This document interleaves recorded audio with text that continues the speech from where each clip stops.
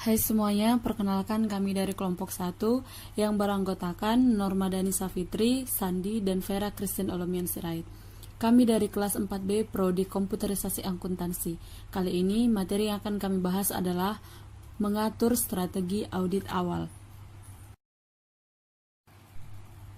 Apa yang dimaksud dengan strategi audit awal? Karena adanya hubungan antara tingkat materialitas, risiko audit, dan bukti audit, auditor dapat memilih strategi audit awal dalam perencanaan audit atas asersi individual atau sekelompok asersi. Strategi audit awal dibagi menjadi dua macam. Yang pertama, pendekatan terutama substantif atau primarily substantive approach, dan pendekatan tinggi risiko pengendalian taksiran rendah atau lower assessed level of control risk approach. Berikut unsur yang terdapat pada strategi audit awal. Dalam mengembangkan strategi audit awal untuk suatu asersi, auditor menetapkan 4 unsur sebagai berikut ini.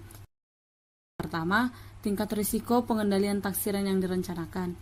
Yang kedua, luasnya pemahaman atas pengendalian intern yang harus diperoleh. Yang ketiga, pengujian pengendalian yang harus dilaksanakan untuk menaksir risiko pengendalian. Yang keempat, tingkat pengujian substantif yang direncanakan untuk mengurangi risiko audit ke tingkat yang cukup rendah. Pendekatan terutama substantif. Dalam strategi audit ini, auditor mengumpulkan semua atau hampir semua bukti audit dengan menggunakan pengujian substantif, dan auditor sedikit meletakkan kepercayaan atau tidak mempercayai pengendalian intern. Pendekatan ini biasanya mengakibatkan penaksiran risiko pengendalian pada tingkat atau mendekati maksimum. Pada dasarnya, ada 3 alasan mengapa auditor menggunakan pendekatan ini. Yang pertama, hanya terdapat sedikit atau jika ada kebijakan dan prosedur pengendalian intern yang relevan dengan perikatan audit atas laporan keuangan.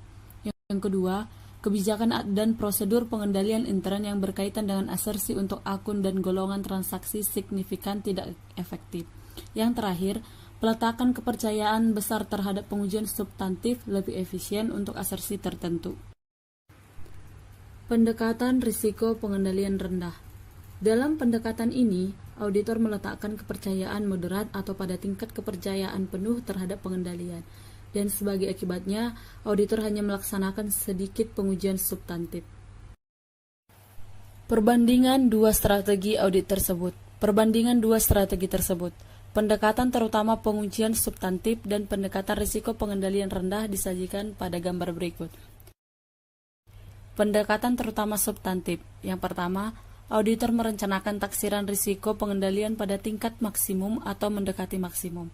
Yang kedua, auditor merencanakan prosedur yang kurang ekstensif untuk memperoleh pemahaman atas pengendalian intern. Yang ketiga, auditor merencanakan sedikit jika ada pengujian pengendalian. Yang terakhir, auditor merencanakan atau melakukan pengujian substantif secara luas. Sedangkan pada pendekatan risiko pengendalian rendah, yang pertama, auditor merencanakan taksiran risiko pengendalian pada tingkat moderat atau tingkat rendah. Yang kedua, auditor merencanakan prosedur yang lebih ekstensif untuk memperoleh pemahaman atas pengendalian intern.